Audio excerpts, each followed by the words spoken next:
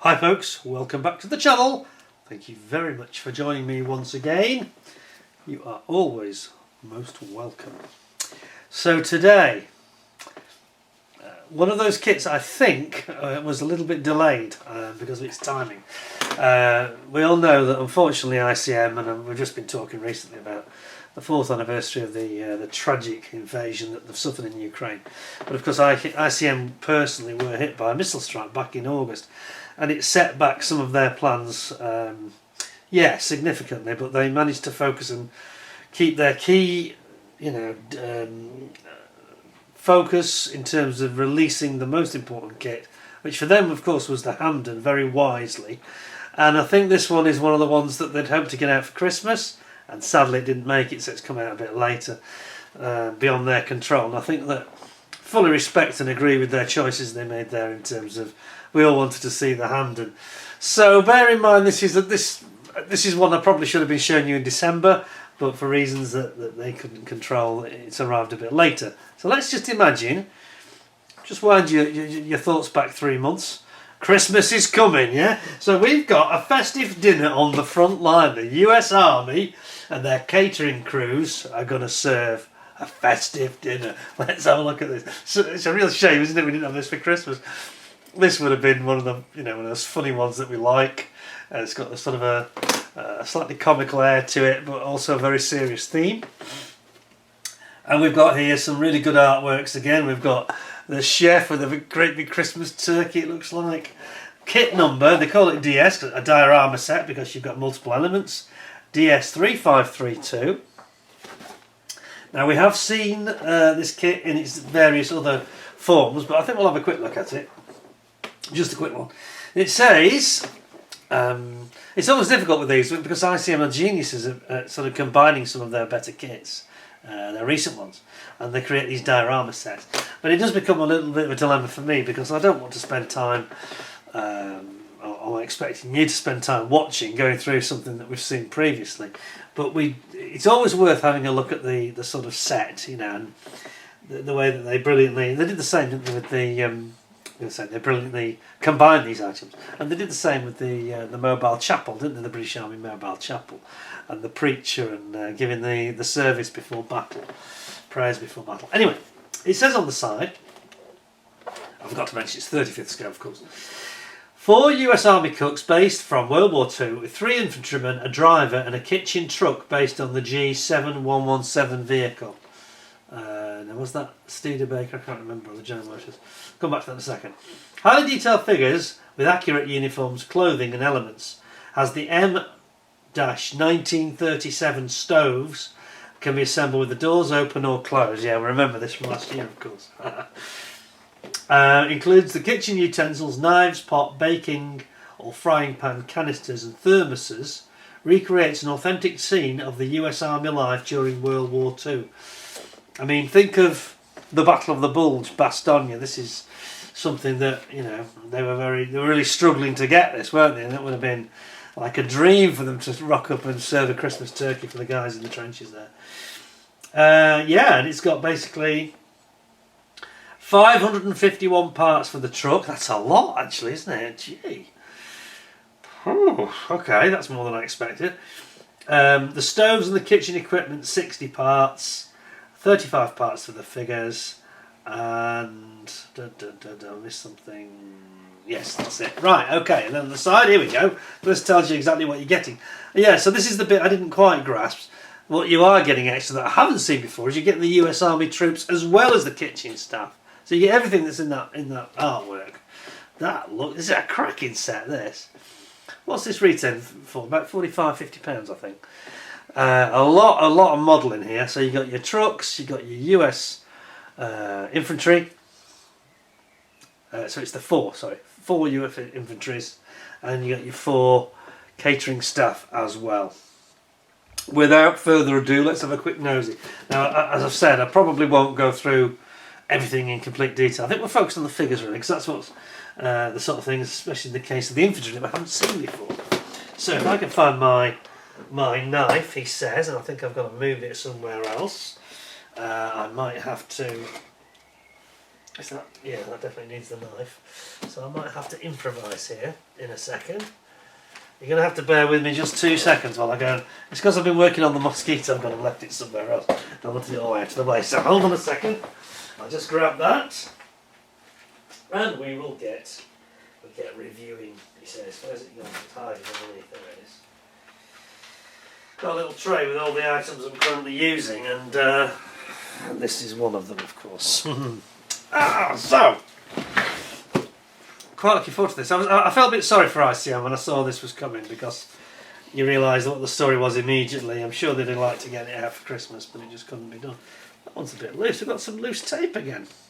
I really need to mention this to ICM. Several of this months have come through as they did just before Christmas with some of the tape that seems to have left the cardboard. It's like it's a bit lower tack. Look at that, that's not stuck. It's like they're using a different tape, or I think they are using a different tape. It doesn't seem as tacky to me. Right, anyway, I won't worry about that too much. This is where the gloves are absolutely critical, because without them I don't think I get into these boxes at all. So, several of you, was it Steve from Canada, my good friend Steve Cafferty, Steve's Vintage Model Builds, and he was saying to me, I sent him a couple of ICM kits actually, Christmas, New Year, and he said, I see what you mean about needing the gloves. I think you battle for several minutes to get into one or two. Yep, there we go. So, nice box within a box, which you like, very, very well packed, and then here we go, so we've got truck parts, which I say will probably come to you later. We'll not spend a lot of time on that. And then we've got the kitchen set parts with the stoves, and then we've got the figures.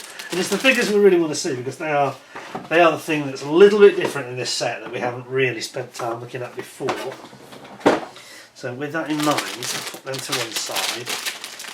Yeah, it's got the pots and the stoves and the ladles. Yeah, I think we'll leave the truck because we've seen that.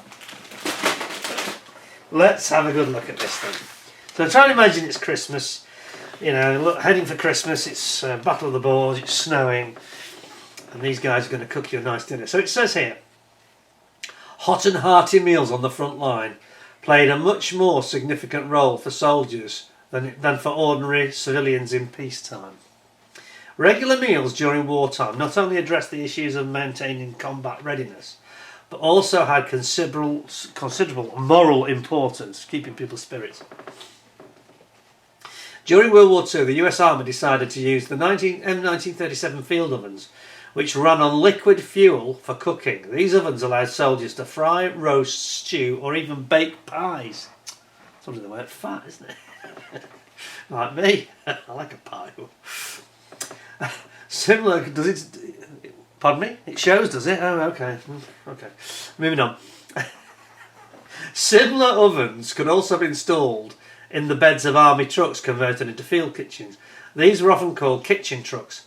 These trucks had extended frame arches for canvas cover so the cooks could stand upright while they were cooking. Yeah, that's something that is a bit different, isn't it? I haven't sort of picked up on that. Yeah, you can see it here, can't you? Yeah, so that they can stand, you know, in all weathers they can stand up. And don't have to take the actual ovens out of the van, which they could do, of course. But, you know, in bad weather, especially in the winter, that's it's much preferable, isn't it? Okay. It goes on to say, wooden bench seats for personnel, which would normally be installed inside the standard army truck, could be placed on the outside in kitchen trucks to hold pots, baking trays. Okay, yeah, shows that at the side. Baking trays and other kitchen equipment. Cooks working in field kitchens and kitchen trucks aim to provide soldiers with a hot meal at least twice a day. Most of the food prepared was simple but high in calories. However, whenever possible, American soldiers were treated to something more enjoyable. For example, at Christmas, roasted turkey. There you go. Excellent. Right. So I say we're not going to dwell too much on the truck because we have seen that in various guises. I'll just show you the. I'm trying to keep a straight face, making me chuckle now, because it goes back to the German version where we had the guy with his verse sausages, and this is obviously the American side of the lines. So there you got some very nice decals. Obviously not many of them. And then we have got, move that away. Then we've got our classic instructions with the sprue map, all the part call-outs. Obviously in this version there are also going to be World War II US military patrol, complete with Thompson submachine gun, rifle and a 50 cal, it looks like. Is it 50 cal or 30 cal? Certainly a big heavy machine gun.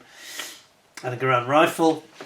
And then we've got the US cooks, and this is what we're really going to focus on. So, do we get any separate instructions for them? Here we are. They're kind of at the back, so I'm going to skip forward to that. So there's your truck, completed truck with the colour call-outs. And then here we go. Here's our M1937 ovens. And then you get your various personnel. One's got a knife, chopping onions. And then you've got a very jovial, maybe he's an Italian American, who knows, although he's doing turkey, so perhaps if he's an Italian American he might be doing pasta, you know, or spaghetti or something. Sorry guys, I'm going into stereotypes, very bad. He's got this lovely turkey, look at the turkey, that's amazing. I mean, check that out. Turkey on a trailer, isn't that great? And then on the back, here's the guys that are going to get the meal. So it's your US infantry, you know, think of Saving Private Ryan, etc. Serving in the ETO, obviously, Western Front. Well, they could be in Italy, I suppose, couldn't they, as well? But yeah, I think it's kind of late war, Normandy, sort of through to Germany. The last year of the war. Very nice. It's nice colours. Done it nice and big and nice and clear. I do like this in that they have done something slightly differently. Whilst they've incorporated several kits in one, it's just one instructions book, which I think is preferable to having all these different leaflets coming out. You know, that's a big step forward. That's quite nice, actually. So let's have a look at these guys then, and have a look at some of their equipment. So we've got figures here. Yes. So let's get the cooks out first, I think. Look at the hungry soldiers last. The cooks first. Oh, here we are. Oh, yes, I remember. Look at this. Yeah, they've got like hash browns they've got here on a tray, look. Oh, these are brilliant, aren't they? I really enjoy looking at these kits. These ones with the figures, you know, especially that have got such characters, it makes it quite amusing. So there you got all your hash browns. I think they are hash browns that are on a tray, and then here you've got the guy's arm with the spatula for flipping burgers. In fact, they could be burgers actually, couldn't they? Maybe I'm wrong. Maybe they're burgers rather than hash browns. You can paint them any way you want, and you've got the other. The guy's other hand here has got a cloth. That's really to help him pick up the tray when it's red hot, because they didn't seem to use oven gloves, they just used a cloth. Here you've got, and I think this is the guy that's going to be chopping the onions and things. Here you've got the guy's face, and I've got to say, by the way, that these are very well moulded. This is quite a recent tooling, isn't it? Just 1 second. I'm just changing my glasses so I can see. Oh. They've done this really nicely, this face. Get some focus, that would be nice. There we go. Can you see that? He's got, even his hair looks realistic. The moulding is brilliant. Doing it again, sorry. There we go. You see that? You see his head. That's really nice. And then you've got the guy over here who's got a knife in his hand, just where my finger is. Knife. You see he's wearing I don't know what the name is for these caps. This sort of a wool cap that the Americans used to wear in World War II. Because the idea, I think, was to keep the sun out, but also keep their heads warm when it was colder weather. And you've got some wonderful the stitching on the side of their sort of galoshes that they have. They've got a name, haven't they? What they're called? Mine is gone. But they've got all this wonderful stitching up the side. Look at that. Isn't that nice? And then you've got the torso here with all the typical American combat jacket. And then over here, just going back to the guy now that's got the burger flipping guy. And again, you've got some lovely detail in his head. Isn't that nice? That's really sharp. They do these really well, these figures. ICM are one of the best. They're up there with Tamiya. And I just realised on that spatula, it looks like he is actually flipping a burger, doesn't it? I think it's a burger, you know. It's either a burger or a hash brown for sure. And you've got the chap over here with his trousers that's kind of got lots of stitching down the side, like the waterproof trousers, combat trousers. Again, some fantastic detail in his face. The camera's locking onto the face, put a little square around it to tell you that it knows it's a face. That's good. And then you've got the torso again there. And then over here, I've got a chap that I think is the officer. And this is the one where he's got his... Is he the chef? No, he's the chef. Yes, it's the chef. This guy. Chef. And that's the top of his chef's hat. That's why the top of his hat looks a bit different. So that isn't the top, that's the final chef's hat. And you complete with your turkey. You got the legs. This is brilliantly moulded. Legs and the wings look absolutely fantastic. That's great. That. And then this is the tray on which the turkey sits. And yeah, you've got his whites, his chef's outfit. Oh, actually, there's a part broken off. Oh, we're missing a part. What's happened? Has that fallen off in transit? It must be in the bag somewhere. Part 11 seems to be missing. Oh no, it's disappeared. We haven't got it.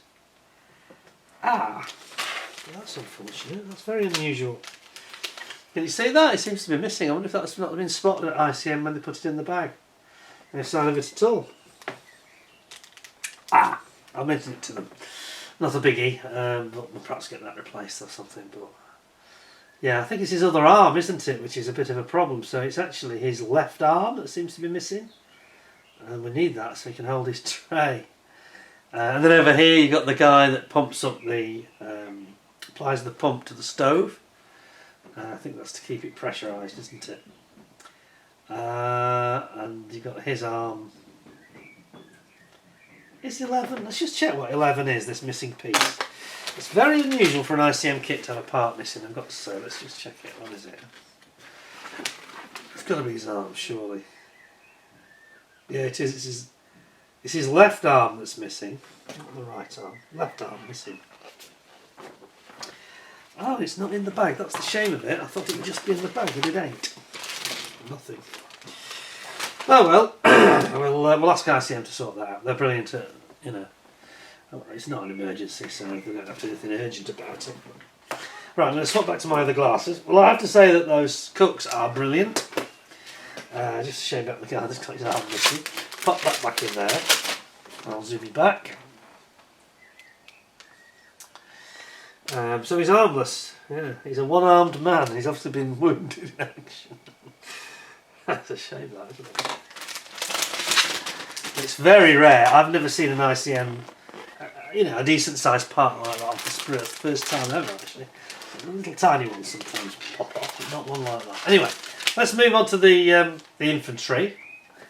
Where are we? This one. And this is a nice set as well. Look at this. So here we've got, let's start off with our weapons. And we've got the Thompson submachine gun to start off with. There we go. And his trenching tool. Also a cigarette. Looks like he's got a cigarette in his hand, this one. It only shows 3 of them, doesn't it? 1, 2, 3. It shows 3. Oh, he's the driver, I think. Is it? No, it's not. It's the guy with the Thompson. It's just his left arm's got a cigarette and his right arm just across his chest, I think. And then you've got his helmet. You see underneath it, it's hollow. And then over on this side, this is the other guy, the one that's sitting down actually. And he's got the Garand rifle, M1 carbine. And then you can see here we've got his face. Sorry, where are we? Sorry, I'm in the wrong place. There we go. Sorry, got it now. That's his face there. He's got some ammo pouches. You've got the rifle. You've got a water canteen. And a trenching tool. That's pretty cool. And he's the one. This is his legs, sitting down and torso.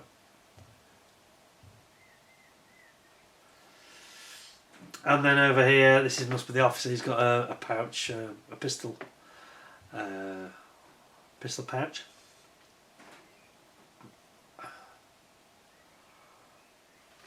I'll get those legs from a different angle. There we go. Again, you can see is it puttees they call them? These lace-up boots. They're like over puttees, aren't they? They're like a galosha that covers the boot to keep it from getting damp. And I said pistol pouch, I meant holster. My English is not working very well today. Pistol holster, ammo bag, pouch, I should say. And then down here we've got the look at this. We've got the 50 cal machine gun, I think it is. 30 cal, might be a 30 cal. It's not shown in the artwork, interestingly, on the box art, but this is the ammunition belt feed. The Garand rifle, what's that? Ammo pouch, another helmet, and where are we? That's yeah. This is the guy that it doesn't show it on the artwork at all. This machine gun, but anyway, probably it's in the van or something. I think he might be the guy that sits driving the van. In fact, I'm pretty sure he is the driver, this guy. Let's just rotate it, there we go. So that's why he's in a sitting position. And then we have over here, rotate again, guy standing. I think he's the one that's talking to the chef in the box art. Just rotate it for the benefit of the head, there we go. Yeah, he's talking. See that both these heads look like they're talking actually. They're good, aren't they? No missing parts on this one, so that's absolutely great. I do like that cigarette there between his fingers. They're really nicely, all the combat uniforms with all the pockets. Absolutely superb.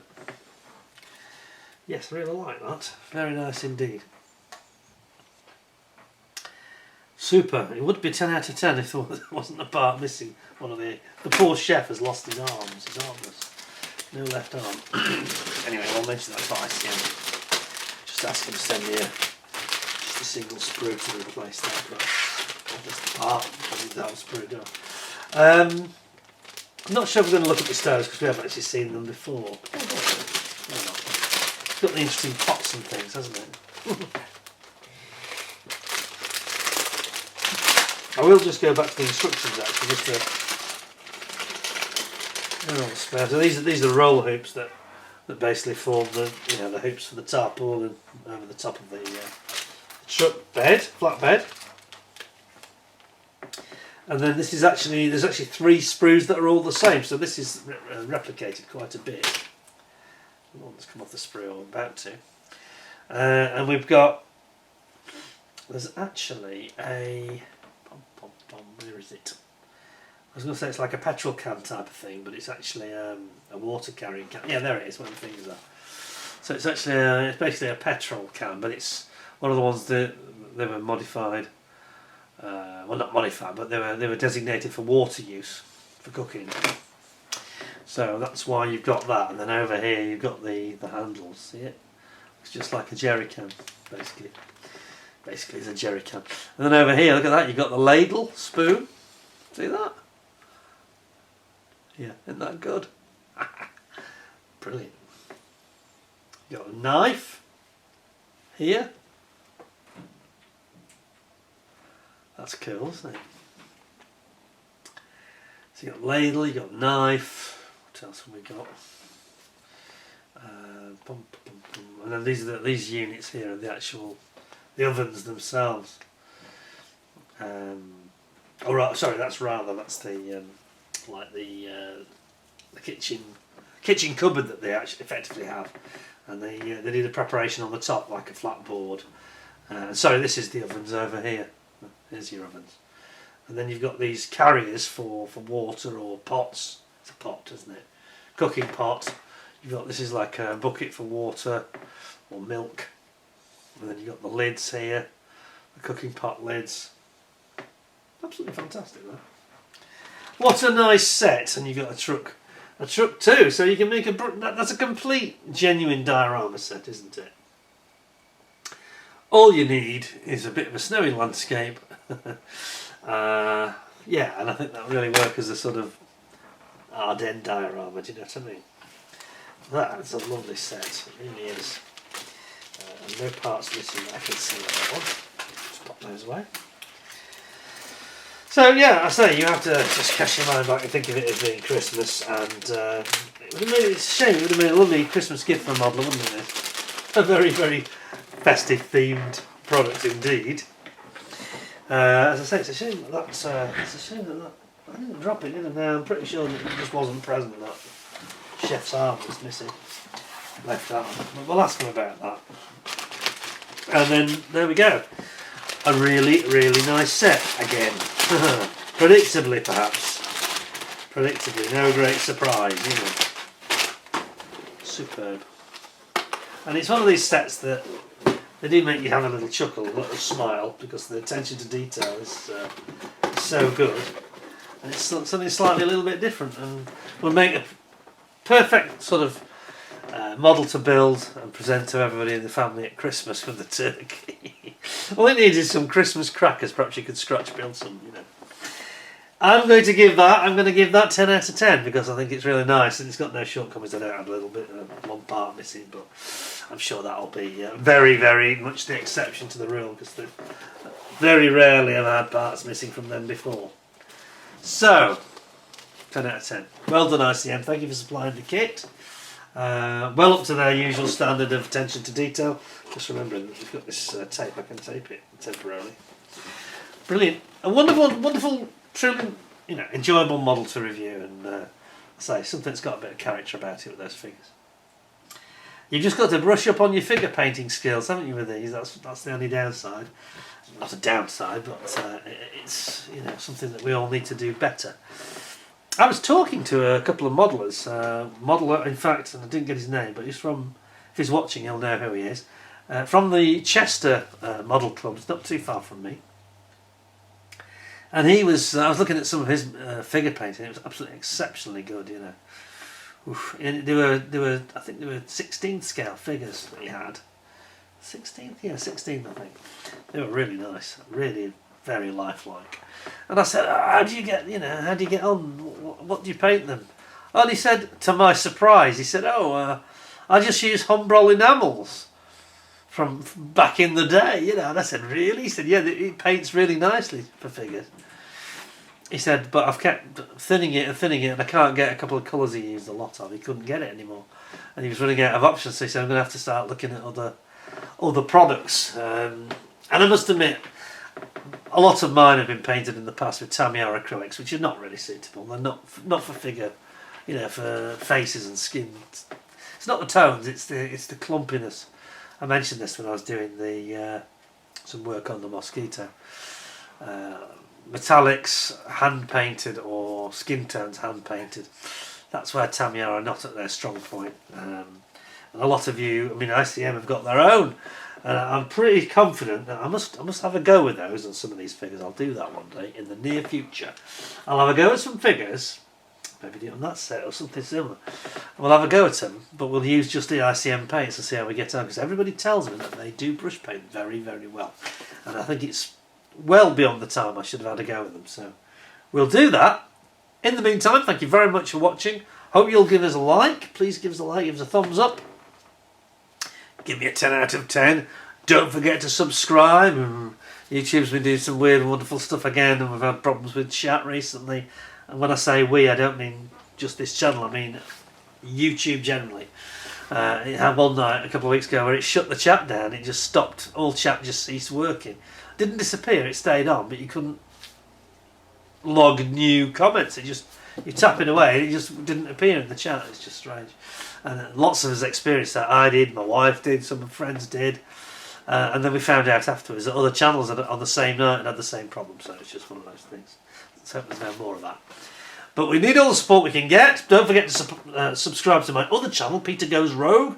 Recently did quite an amusing, well, it's only slightly amusing actually, slightly tongue-in-cheek, but looking at potholes, and that was, I had a bit of a rant about it, let's be honest, and fully deserved, especially when I found out later that the council that are responsible in my area are in fact, official numbers have been released, which shows they're the second worst in Britain. It doesn't surprise me. Doesn't surprise me. So if you want to see the second worst potholes in the country, go and have a look at that video. In the meantime, till next time, thank you for watching. Take care of yourselves. I'll be back with more interesting reviews, I hope, very soon.